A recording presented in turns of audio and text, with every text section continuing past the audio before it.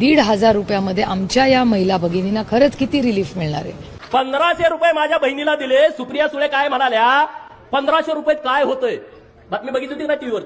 1500 रुपयात काय होतंय? हे 1500 रुपये मुंबईमध्ये ताज हॉटेलला बसून 1,500 रुपयाची कॉफी पिणाऱ्यासाठी नाहीत. हे 1500 रुपये ट्रायडंट हॉटेलला 1,000 रुपयाचा चहा पिणाऱ्यासाठी नाहीत. 2-3 लाखाचा गॉगल घालणाऱ्यांच्यासाठी हे अजिबात नाही आहे. ज्यांच्याकडे 1.5-2-3 लाखाची पर्स आहे अजिबात नाही.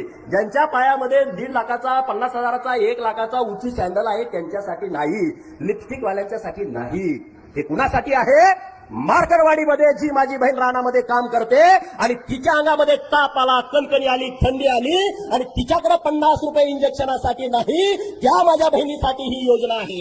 दुपारची शाळा सुटल्यानंतर पोरग पळत येतंय, आई आई आई मला 10 रुपये पाहिजेत आईस्क्रीम घ्यायला.